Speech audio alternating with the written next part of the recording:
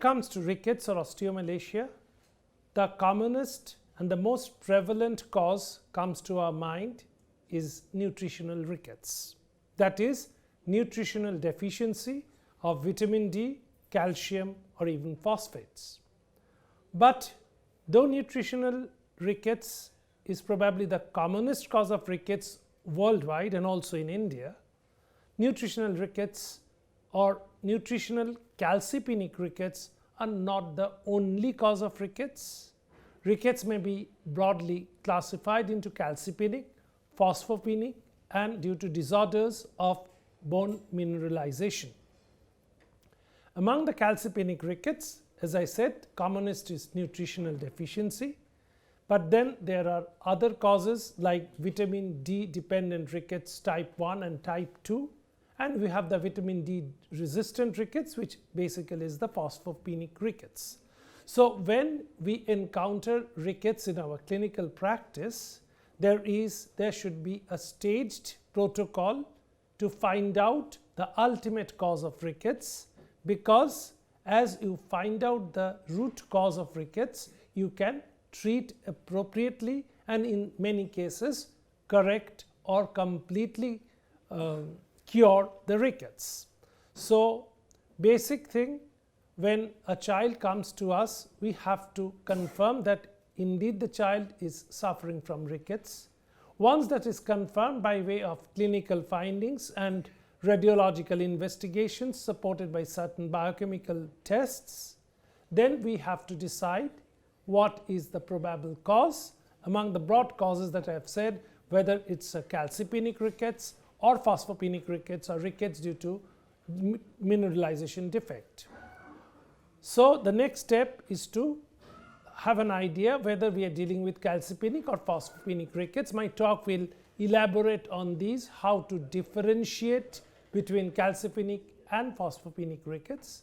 Once we have decided that this rickets is due to calcium deficiency and this ricket is due to phosphate deficiency, now we have to find the cause of that calcipenic rickets or phosphopenic rickets. Many of the causes of this calcipenic or phosphopenic rickets are genetic and hereditary, of which we can do very little, only for appropriate supplementation. But then, so far as phosphopenic rickets is concerned, one of the important acquired causes of phosphaturia or phosphate loss is tumor-induced osteomalacia. That is, some mesenchymal tumors anywhere in the body. These tumors may be small, indolent, slow growing, but may cause FGF23 dependent phosphaturia leading to hypophosphatemic rickets. Now, finding out such a tumor is often a great challenge to the endocrinologists. So we should have the protocols to try and find out the cause of tumor-induced osteomalacia, if that be our clinical diagnosis.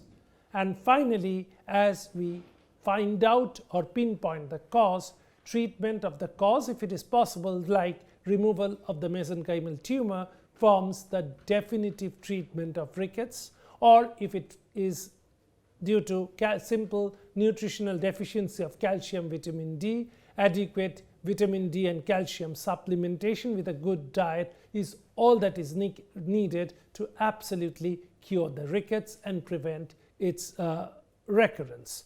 So rickets or osteomalacia is a not very common endocrine disorder, but not also a very rare entity encountered in endocrine practice.